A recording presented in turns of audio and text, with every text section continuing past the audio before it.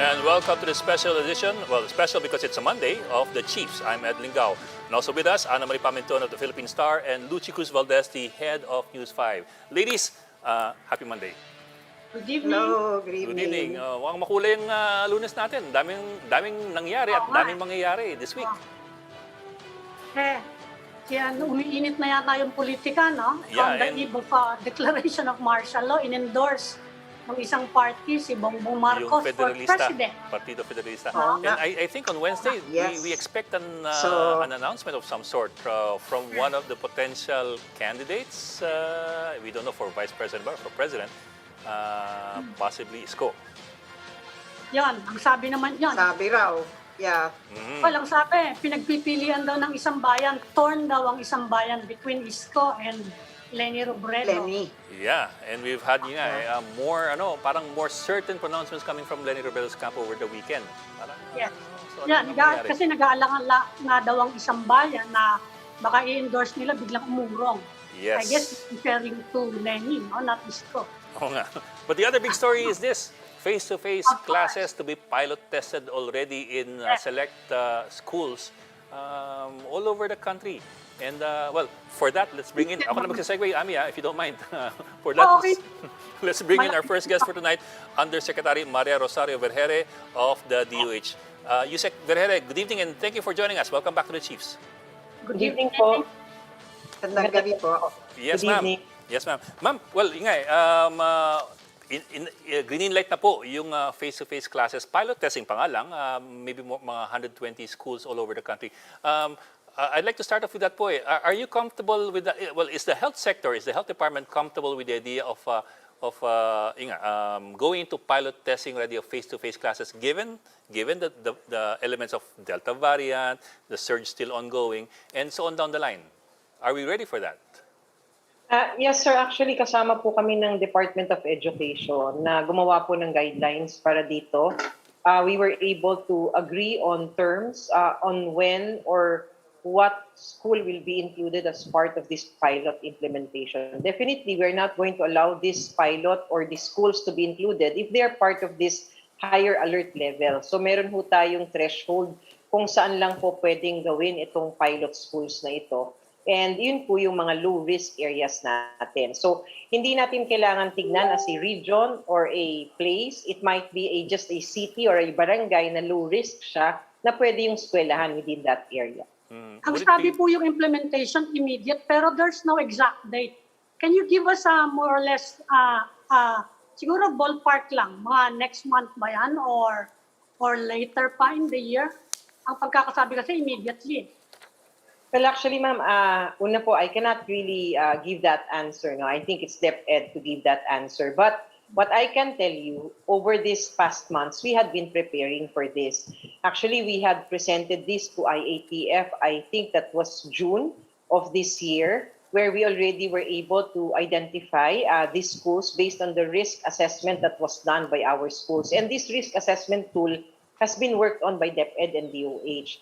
So ang kailangan na lang po would be the final operational guidelines, wherein on Wednesday po yata ay may meeting na kami with DepEd to have this so that it can be rolled out. So ang DepEd po ang magsasabi kung kailan talaga mag-uumpisa. So ano po yung basehan at napili po ang kinder, grades 1 to 3, at saka yung mga parang vocational ng senior high school classes, no? Ng senior high. Bakit po yun? Yes, ma'am. No? So when we were discussing with DepEd, we decided that we needed to consult our pediatric experts. No? Expert po sa behavioral, na pediatrics, expert po dun sa mga bata talaga. And ang kanilang talagang rekomendasyon ay yung mga mas nakakabata. Kasi sila po yung formative at kailangan po talaga ng interaction kahit na sandali lang sa isang araw. Kumbaga, mas mahirap natin ma-manage yung magiging epekto sa kanila in the coming years if we don't start them right now. Second, the basis for that, sa kanila pong age group, yung pinakamababa na level ng risk of infection. Ayun, yes. Yes, and then the third, yun pong merong mga occupational and parang kailangan ng application sa school, iyan naman po pinakausap ng DepEd na uunti lang naman yung mga bata na yan dito sa pilot schools na ito, natignan na rin natin kasi hindi pwedeng puro lahat digital, virtual, yung application nawawala. So they wanted na tignan din natin dito sa pilot if we can already start off with these modules or classes that would require application from the students para naman hindi natin masyado silang nadiderail dun sa kanilang pag-aaral. At yan naman po pinayagan because small percentage lang yan ang isasama natin dyan. Ma'am, but I suppose you're also balancing the behavioral risks involved kasi itong from kinder to grade 3, ito yung age na makukulit yung mga bata. It's harder to manage them. Nagpapalitan minsan ng mukha yan, nagtutuluan yung mga sipon, tapos yung alam mo yun, yung Get po yun. yung ugali ng mga bata. So there also might be that risk of mauhugin. There might also be that risk of more risk of contamination. Yes, that's right, sir. No, that's part of the discussions actually during the time that we were deliberating as to what age group across the different school age children. No? And ito naman po, kailangan may safeguards tayo. Kaya kailangan yung guidelines po maipatupad natin and we will be finalizing these operational guidelines.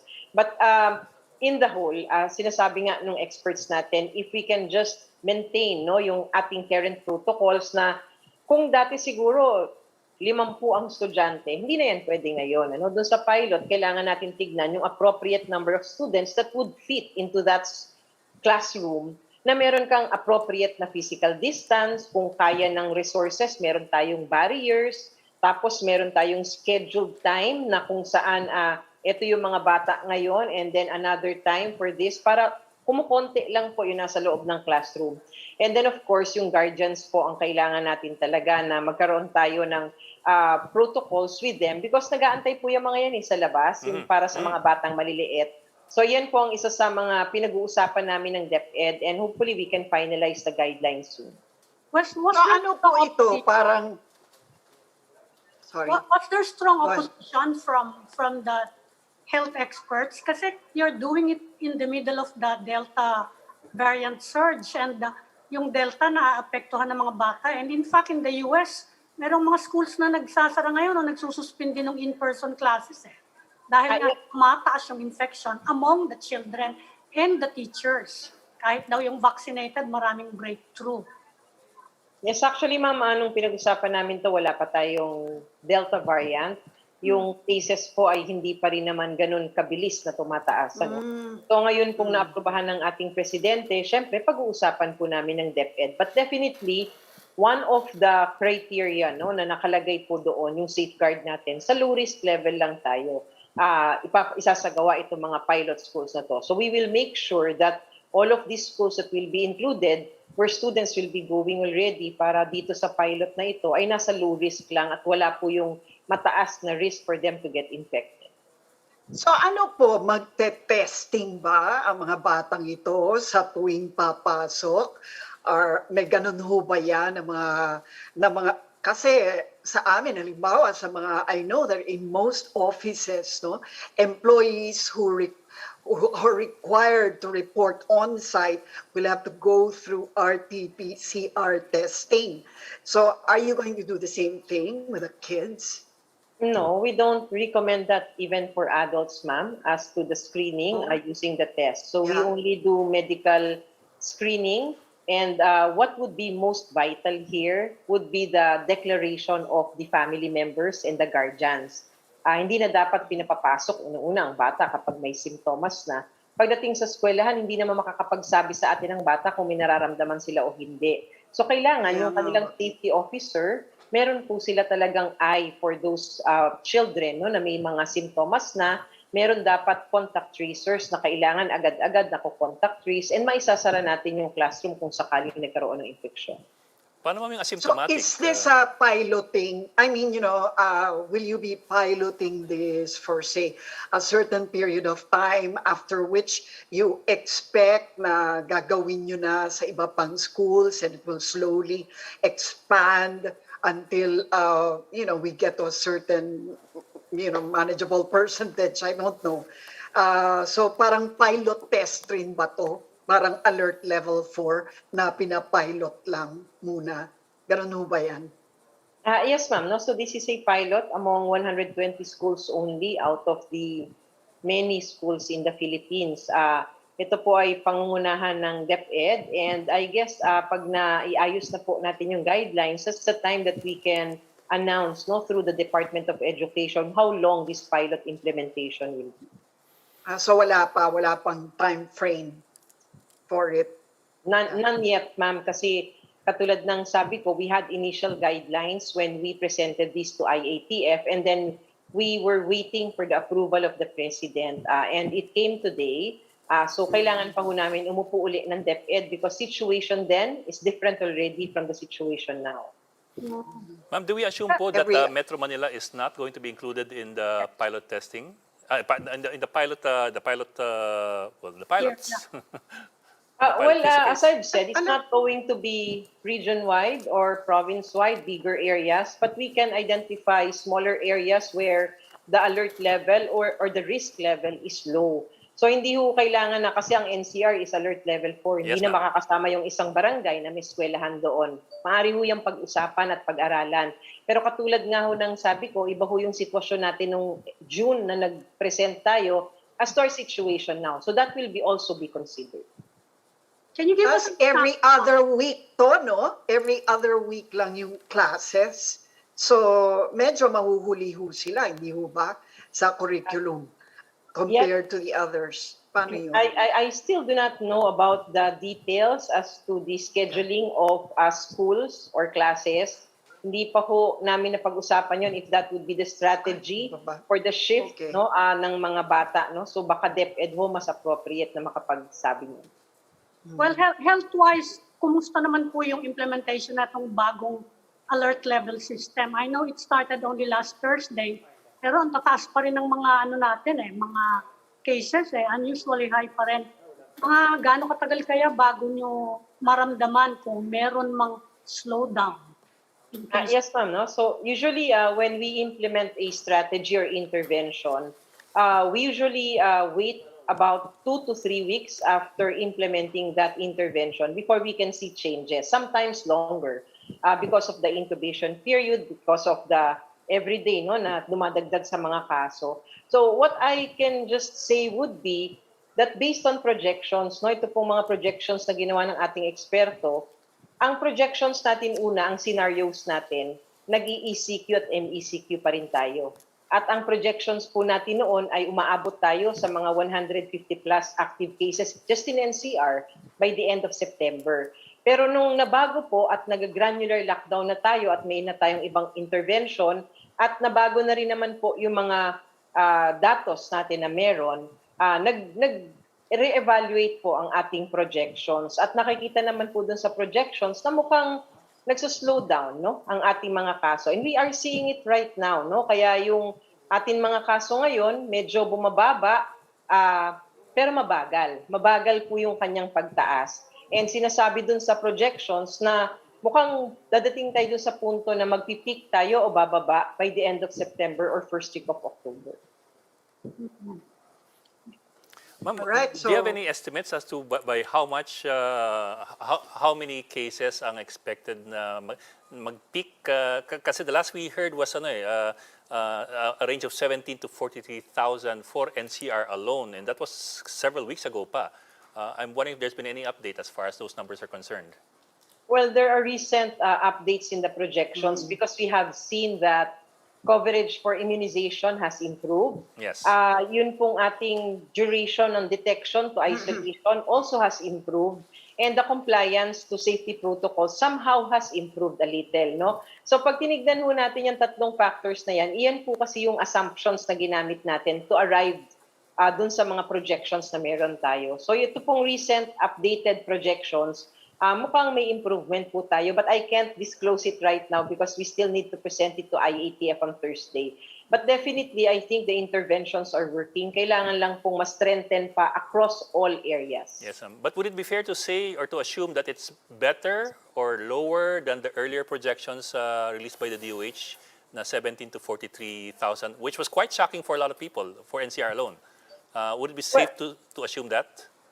Well, this 17 to 43,000 would be cases per day, no? Yes, ma'am. Dito po sa NCR, yes. Nakita naman ho natin doon sa recent projections na mukhang bababa po, no? Dito sa atin na tinitignan na mga number of cases. But ang importante rin, kailangan i-note natin yung time period. Kasi how long are we still going to have this kind of increase in the number of cases, until when, kailan ba yan bababa, yun din po ang importanteng kailangan na note natin so that we can better prepare. So we are going to have this presented to the IATF on Thursday, and we will inform the public after that. So ano po yung sitwasyon ngayon ng mga hospitals? Kasi with about average 20,000 in the past 7 days, di ba? Sobrang dami nun na nadadagdag. Sa bagay, hindi naman lahat yun na-hospitalized. But siyempre marami pa rin nagpapakonfine and they need consultation. Kumusta yung situation natin sa hospital bed capacity, saka yung critical care capacities? Yes, ma'am. No? So sa ngayon po, we have 87 areas across the country na meron po tayong more than 70% utilization ng kanilang ICU or di kaya yung kanilang kabuuan ng ward beds nila sa kanilang ospital. So guarded pa rin po ang kondisyon ng ating mga ospital sa ngayon. We have a lot of high-risk areas because of healthcare utilization at patuloy naman po tayong nagpo-provide ng ating augmentation sa ating mga ospital para tayo po ay makaagapay. So yan po ang isa sa tinitignan natin, especially that we are doing the pilot implementation, how it can affect the utilization in our hospitals, because there are also strategies or interventions that we are going to implement or strengthen dito sa pilot sa NCR, like yung navigation ng pasyente, magkaroon po ng better triaging so that hindi po nawawala yung mga pasyente kung saan-saan sila pumupunta at di sila matanggap sa ospital. And of course, strengthening our One Hospital Command Center. Si Dr. Ronjin Solante po, may suggestion na sana raw mabigyan ng boosters ang mga doctors and health workers kasi nga raw nagwe-wane ang Sinovac effectiveness, no? Are you considering giving that? Well, everything is being considered, ma'am. Lahat naman, pinag-aaralan po namin yan. Ang DOH po kasama po ng mga expert groups natin, pinag-aaralan po ng mahusay lahat po ng current evidence that is available. Ang pangunahin kasi nating tinitignan dito po, ma'am, kailangan magkaroon po tayo ng sufficient evidence to say that the third dose of a vaccine given to our healthcare workers will really guarantee protection for our healthcare workers. That when we give it to them, it's really going to protect them at hindi na ganun kadami ang infections or bababa ng husto. No? Kasi ngayon po, pag tinignan po natin, marami tayong breakthrough infections, yes, pero yun pong mga severe and critical and even deaths ng healthcare workers, mababa po yun sa ngayon kumpara sa dati. Dahil nga po, bakunado na po ang mga healthcare workers natin. So ngayon, ang hinahanap po natin ay maproteksyonan natin better ang ating healthcare workers. And we would like to have evidence sufficient so that we can say that we can really guarantee that they will be protected. So yan pa ang pinag-aaralan. At pangalawang aspeto po, yung equity pa rin.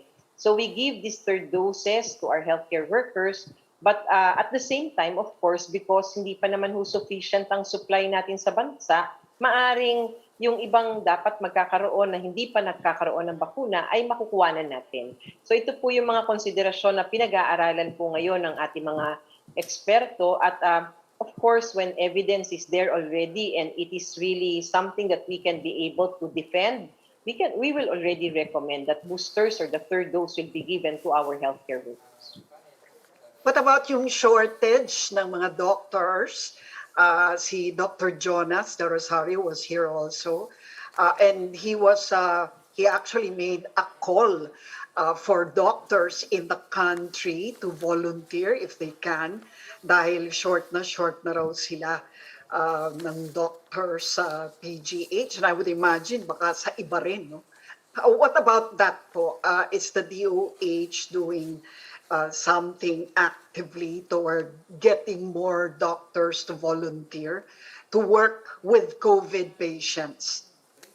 Yes, ma'am. No? So we support the call of Dr. Jonas from PGH. Pero aside from that call, what DOH is doing right now is trying to determine the exact sources or causes why there are a lot of infections among our healthcare workers. So we went back to our analysis, yung mga submitted root cause analysis ng mga ospital kung bakit may mga clusters of infection sa kanilang mga ospital. And most common po would be community acquired. So, manggagaling sila sa ospital, uuwi po sila sa kanilang mga tahanan.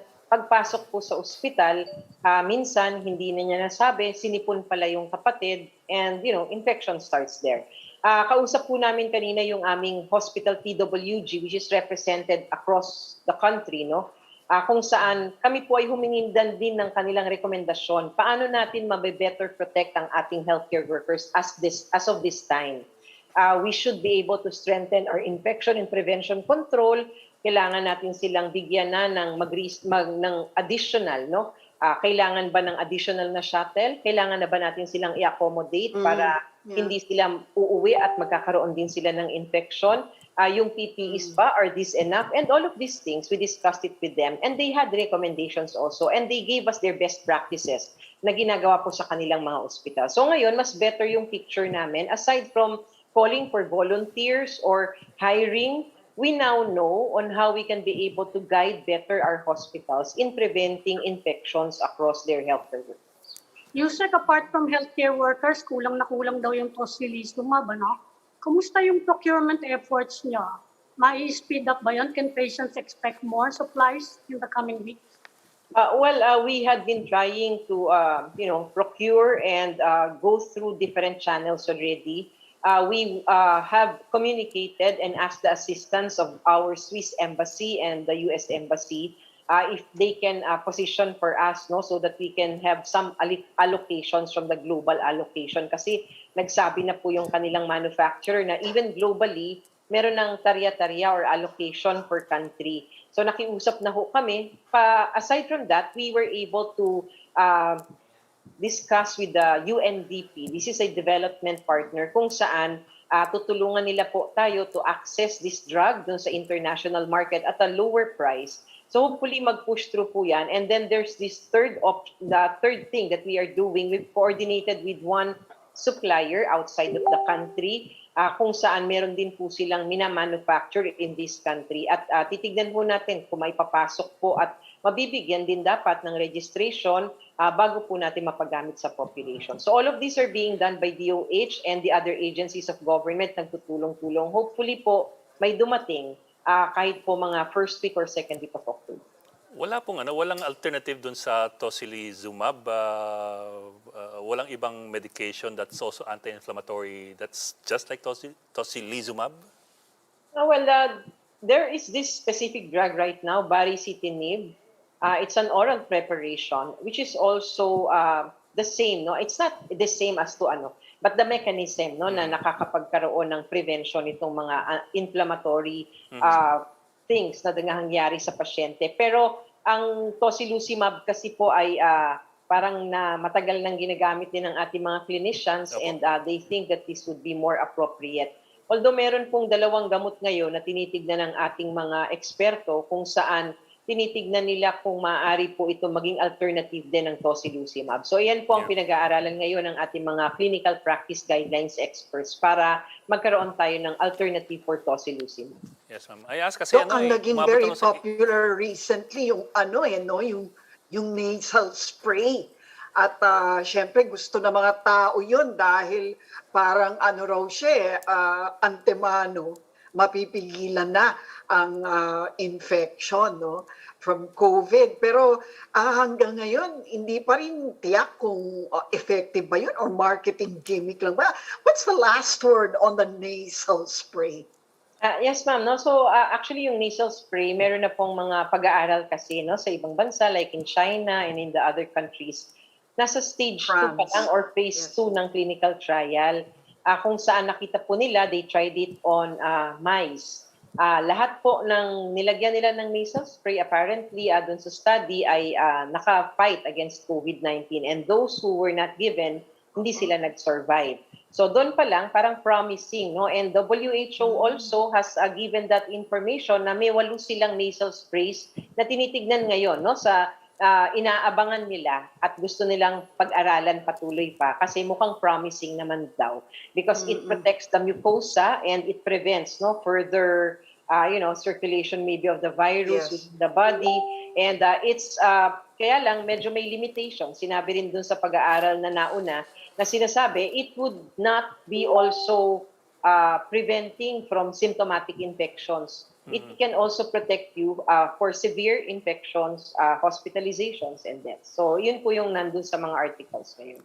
I'm sorry, Yung ma'am, sa is merong that report na therapy ano, or is that therapy or is that a protection or prevention of COVID-19 infection? It's Preventive, manufactured for the prevention Prevention. of COVID-19. Yusek, merong report na medyo marami daw na doses ng vaccine na nasisira dahil sa nako-compromise yung temperature. What are the measures you're doing to minimize yung wastage? Sayang naman yun, mga ilang libo din yun. Yes, ma'am. No? So, gusto ko lang kong klaruhin yan. I think ito po yung mini-mention nyo na may nakapagsabi na 10,000 doses sa wastage.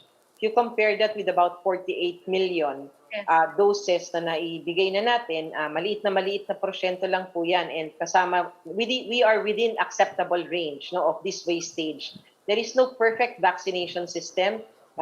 Yung wastage talaga kasama po yan talaga sa isang vaccination program. Now, as to the common causes, ayan nga po yung temperature fluctuations. We know that especially in other areas of the country, hindi po stable yung kanilang mga electricity and also, ayan, that's one. Second would be because of these unforeseen circumstances. Nagkaroon po ng bagyo, namatay ang kuryente, nagkaroon po ng sunog, yung pong mga ganon. So ito pong mga ganito, we're trying as much as possible to have safeguards. Kaya lahat po ng vaccination sites natin na may storage facility, kailangan may backup na generator. That's part of our licensing standards. So anytime na mamatay yung kanilang ref, biglang automatically nabubuksan dapat yung generator para wala po tayong nasasayang. So ito pong mga bagay na ito ay nakanote naman lahat dun sa vaccine operations natin, and we are trying so much to prevent this kind of things to happen. Okay, Health Undersecretary Maria Rosario Vergeire, ma'am, maraming salamat for joining us tonight at mag-ingat Thank po you, kayo palagi. ma'am. Maraming salamat po. Thank you. We will just go into a break, so please stay with us.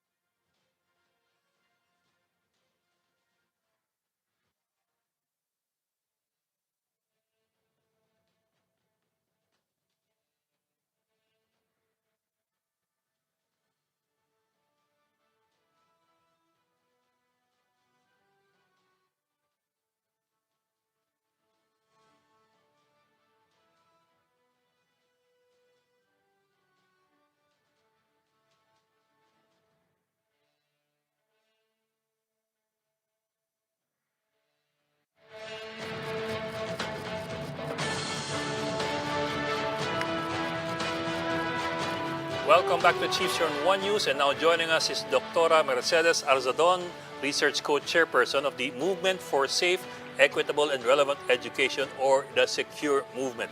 She is also an Assistant Professor at the UP College of Education. Good evening, Dr. ARZADON. Thank you for joining us and welcome to the Chiefs. Good evening. Evening Good po. evening po. Yes, Magandang ma'am. gabi sa inyong lahat. Ma'am, of course, you have heard about the President's decision to go with face-to-face classes, at least for pilot areas throughout the country. Offhand po, kayo muna, what's your reaction to that? Are we ready for that? Is this the right time for that? Yeah, I mean, we're the last country to start limited face-to-face classes sa buong mundo. other countries who have higher COVID incidences have started a long time ago, no? And we said before na ang dalawang bansa na lang, Venezuela and the Philippines, but Venezuela announced September 7 that they are starting their face-to-face classes, ano. So, dapat noon pa, no, last year, kasi last year, 3,000 lang ang ating average, pinakamataas. Pero ngayon, umaabot na tayo ng mga 20 plus thousand, ano. And it's interesting that we are opening now, pero last school year, ang Vietnam, for example, ay 100 plus days na nagbukas ng kanilang klase. The same, Malaysia had 75 fully open school days, Thailand had 97, and Vietnam had 117 to be exact. Ano? So, matagal nang sinasabi talaga ng UNICEF and other child-centered groups na magbukas na kasi nahihirapan lalo na yung mga bata. Ano? Hindi nila kayang remote learning. Kahit sa College of Education, we don't encourage remote learning for small children. Yeah. Yeah, Doc, we're very interested in this survey that you conducted on the learning rate or experience of the students under this blended learning program. Can you give us some of the remarkable highlights of this survey? Anong nakita ninyo Oo nga eh. na common experience? Yes, we did the survey sa start ng school year and at the end of the school year. And I was quite surprised kasi karamihan, kasi Google form to, no? So karamihan ng mga nag-respond ay mga taga-NCR. And meron din sa mga outside NCR. And I was surprised that about 60% of them were asking for limited face-to-face classes, ano? Kasi that time, akala ko, kasi parents, I'm also a parent, that they would be concerned sa health ng mga anak nila. But they would say that their children are not learning anything. Kami naman ang sumasagot ng mga module. Naglalaro naman sila sa labas. Ano? These are CD, mga CDE families. Yes. Ano? Oh, wow. So, even in our, sa mga classes namin, well, we expect na yung mga middle class, educated parents are able to support, like yung mga homeschoolers, they're able to support their children. But for this, yung, like sabi ng isang kausap ko, paano po yan, grade 6 lang ako, grade 8 na yung anak ko, paano ko siya tuturuan, So, may ganong phenomenon, So, mas mataas ang inaaral ng anak nila, hindi sila nakatapos. And then, modules. Sino bang marunong ng correspondence course or modules? Di ba hindi naman yan uso sa Pilipinas, even among the, kahit noon naman, matagal nang nawala yung correspondence course. Open University, ginagawa namin yan, but not for small children. We even tell our students sa teacher education that yung mga alternative delivery mode should start at grade 4 kasi nakakabasa na yung bata, They can manage reading and answering the worksheets. Right. But for younger children, talagang kailangan may tutor siya. Kung nagtatrabaho yung anak, yung mga na-survey namin, paano po yan? Iisa lang cellphone namin, marami kaming anak, sabay-sabay sila. Okay, so yun yung mga difficulties nila. So talagang, and syempre, sa Pilipinas, importante talagang edukasyon sa atin. Maasa tayo na yun lang ating pag-asa. So, worried sila na walang matututunan yung anak na. That's why they were asking for face-to-face, limited face-to-face. Doctor, on the other hand, sabi nga ni Yusek VERGEIRE, they started planning for this pilot nung pang June before Delta hit the Philippines. And now it's still raging at ang taas-taas nga ng mga cases at tinatamaan ng mga bata. May mga suggestion din ba kayo to make the pilot safe for both children and teachers? Meron ba kayong mga specific measures na gustong makita in those pilots in-person classroom? Yeah, kasi ang sinasabi naman namin sa mga low-risk areas. Kaya nga tinignan ko yung listahan. There are about 15 na mga municipalities to, hindi barangay, na mayroon mga less than 5 ng COVID lang. Can you imagine, di ba, ang ating bansa, mayroon tayong mga isla, may mga mountain barangay, and naghabal-habal ka pa para mapuntahan mo or magbangka. So marami tayong mga isolated areas. And that's why during the hearing, nagagalit yung mga congressmen or senator sabi ng DepEd, 100 lang. Meron tayong 50,000 elementary, almost 49 something, so 50,000. So parang drop lang yung 100, parang tokenistic nga lang ang tingin ko. So ang hinihingi sa kanila ng mga senador, ano ang plano nyo? Kasi ang nangyari, sabi ng UNICEF, and even yung kausap ko na sa taga-Vietnam, na taga-Ministry of Education, para silang sumasayaw. Kung may dyan yung COVID, parang gera. Pag nandiyan na yung aeroplano, magtatago. So, sarado. Pag tumigil na, bukas ulit. So, parang dance. Yun ang sabi ng taga-UNICEF. Na dapat empowered ang local leaders, educators, health, LGU, so that they can assess. Kasi iba-ibang sitwasyon ng mga barangay, municipality. Kaya nag-iisip ko, ba't kailangan pa ng approval ng presidente? Anong alam ng presidente sa nangyayari sa mga remote barangay? Yes. So dapat granular na rin yung decision, Parang ganon. Yun ang magko-call na yung mismong LGU or even smaller than that, no? Right. Kasi barangay, ganon. Ang Commission on Higher Education, ang style nila, yung school na magde-decide, and they should show proof na mayroong discussion among their stakeholder, and then the regional office of CHED. Yes. Meron mahaba yung kanilang mga kasi ang DepEd hindi pa nila nare-release yung joint memorandum, free-nash lang, pero wala pa sa mga website nila. So I'd like to see kasi yung CHED talagang very detailed, saka kailangan mayroong nagmi-meeting, yun nga, involve yung LGU, in health, saka yung school. So I hope that DepEd would also provide such mechanism para hindi lagi sa Malacanang. Mamaya, nag-erupt na pala yung COVID sa lugar na yun bago nag-desisyon ng Malacanang. Right. So dapat talaga localized. Hindi ba yan nare-raise sa IATF? Isn't anybody actually suggesting that to the IATF so that they can consider it? Because it sounds like a good idea, no? Yeah. Or have you made the proposal already? Have you put it in writing already and given to the IATF? Again, sir? Have you put it in writing already and given it to the IATF, for example, for consideration, to devolve the decision making doon sa LGUs, I suppose? Yeah. Well, we've been presenting these ideas sa mga maraming forum, and DepEd people would be there, and even sa Senate hearing actually. Di ba may nag-release ang memo ang IATF sa mga alert level? Tama ba? Alert level. Level 1, level 2, level 3, level 4. Never na-mention ang education or school, kahit sa alert level 1 Oo nga, wala ron. Yes. Hinahanap ko You're right.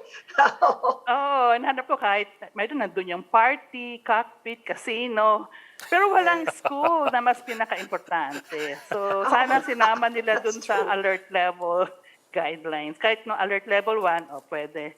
Ganun man lang, but nothing, no mention of education dun sa guidelines na yon.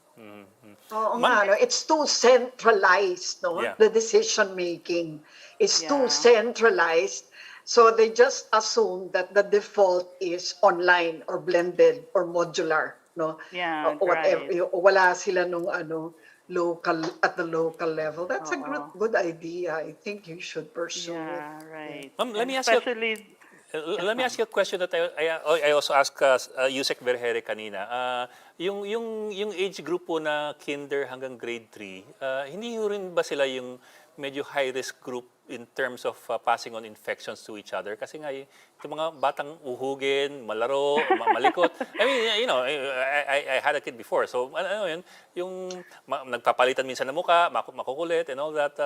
So wouldn't that be part of the risk or the greater risk of approving that age group in the pilot test? Now, I also understand ang point po ninyo na ito yung grupong mahirap turuan ng online kasi hindi pa masyado marunong magbasa at yung attention span siguro hindi pa ganun kaganda. So it's a balancing act. Pero what do you think po of that? Is that a major issue or hindi naman? Tinignan ko yung figures ng DOH saka UPLB, kasi they analyze the age group ng edad ng may COVID. And napansin ko yung mababa lang sila. Kung i-compare mo sa adults, mga 1/3 ang incidence sa mga bata. Sabi ng UNICEF sa ibang bansa, mas mababa pa. Kasi hindi naman talaga sila. I don't know with Delta now, ano, but they're talking about last year. But even the current data, mababa lang sa mga bata. Sa elementary age level, tataas siya bigla sa 20 plus. Akala ko nga before, siguro mas safe yung mga younger teachers na magturo. Kasi syempre, ang concern din namin yung teacher, di ba? Can you imagine if there are 15 carriers in your class or 20 na mga bata, no? So kaya sabi ng DepEd that voluntary sa mga teachers and they should sana na-vaccinated na sila. Ganun. Pero kung i-compare mo yung incidence talaga sa bata, 1/3 compared sa adult. And it's higher among the 20 plus hanggang 30. And then pagdating na sa 50, bababa na siya. Siguro sila, mas careful sila. Kaya mas mababa sa mga 50. Ganun. So UNICEF said that it's safe. There's no report of outbreak among children sa mga schools based on the 1 year. They're talking about 1 year, 1 school year experience in other countries. Ang hirap lang, baka mamaya they might be coming home to a place where there's a senior, like a grandmother or a grandfather, no? And they might be bringing home an infection. You know naman how it is here in the Philippines, right. di ba? I mean, families, more than one family can reside in one home, no? That's right. So That's may right. ganong factor.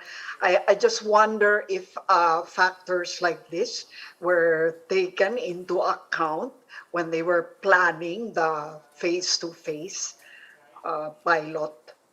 Ang plan ng DepEd, as I look at their initial report, na every other day, every other week. So at least if they get the COVID, merong na-isolate sila. And then they encourage vaccination. Kailangan hindi sila very specific. Like, kunyari, alam natin sa offices right now, if you're living with your parents na matanda na, then you can opt to work home, di ba? Work from home. Yes, Di right. ba? May ganyan, ano? But Yes. if you're living alone or with younger family members, then you can go to, go to report to the office every day. Pero walang ganyan hindi ko pa nakikita talaga yung DepEd. I'd like to see that, if they have such provision. Anyway, sabi naman sa DepEd, voluntary, the parents have to submit a consent, a written consent if yes. they're allowing. Okay. So, hindi naman siya talaga sa pilitan.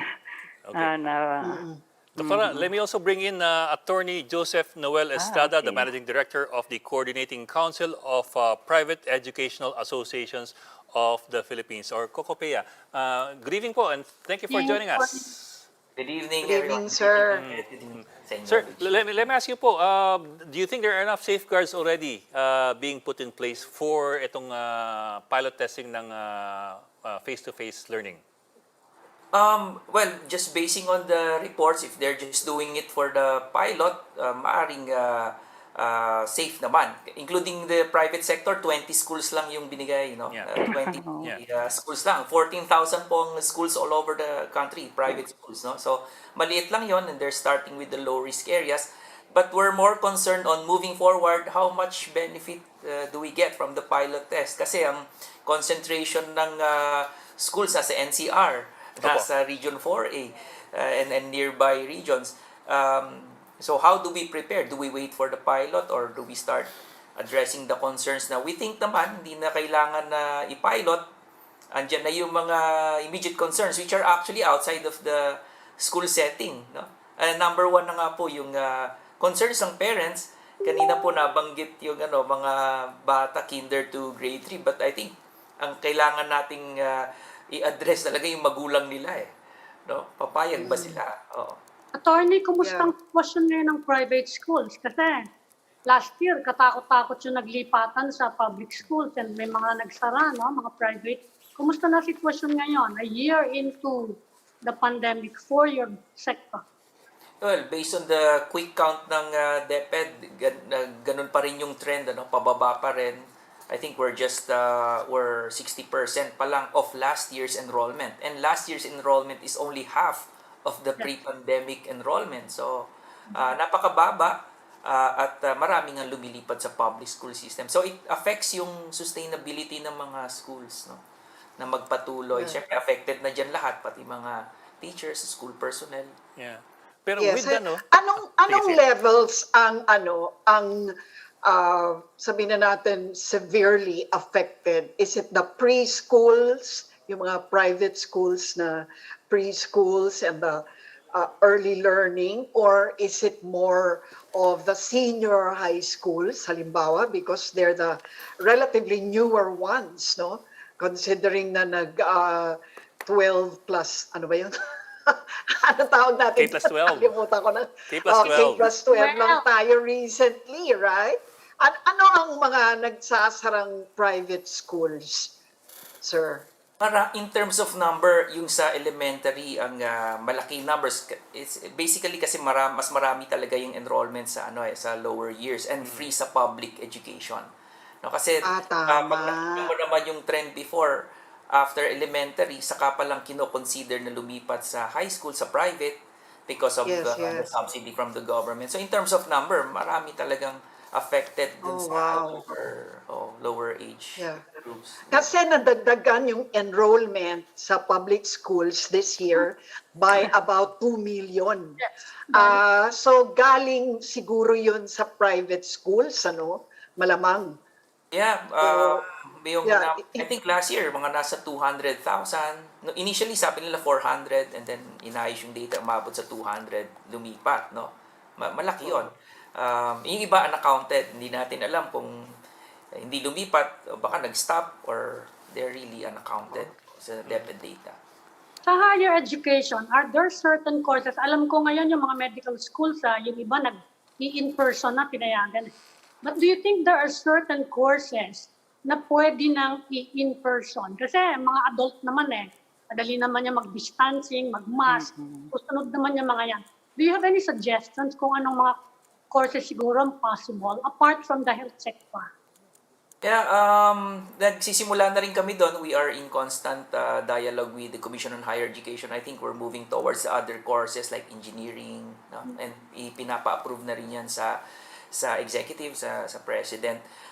Again, kanina nabanggit ni Ma'am, yung pong yung decision making depende sa preparedness ng local government and how ready the universities and colleges are, no? So andun yung pagde-decide at that level, no? So ibang-iba sa basic education, and dito kasi sa college parang i-identify mo ano yung learning area na pwede na hindi pwedeng i-compromise dahil online, like internships, mga ganyan, no? So sa basic Right. education, iniisip ano kaya yon, anong part ng learning ang hindi na natin pwedeng hayaan na online, no? So it's very hard talaga. A question for both our guest attorney and Doktora. I'm wondering lang kasi about the survivability of schools as we go into this pilot testing. I mean, very strict yung limitations sa pilot testing. You have how many allowed lang?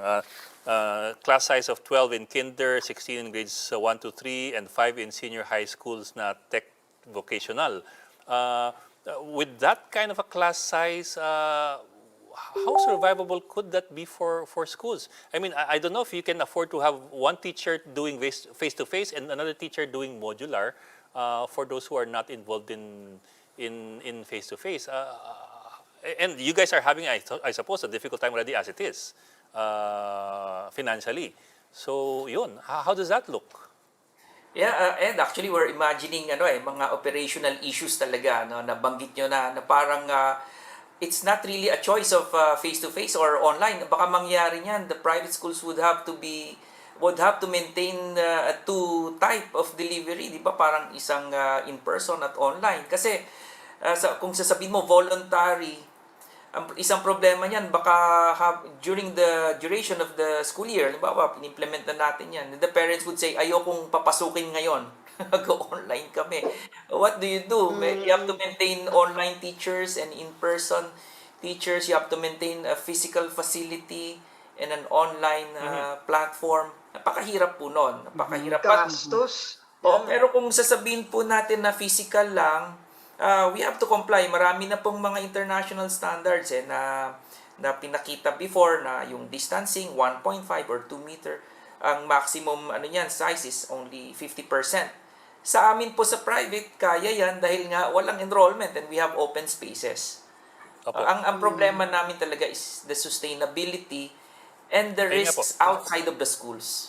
Pero also po, the class sizes kasi, di ba, yung mga ganyan kalit na class sizes, yun yung mga, at least dati before the pandemic, yun yung mga schools na pag mag-charge, talagang mataas yung Malaki. tuition. Dahil you have less students per The teacher. ratio The is, ratio. it's like 2:1 or 16:1. So can diba? private schools Yeah. still afford that?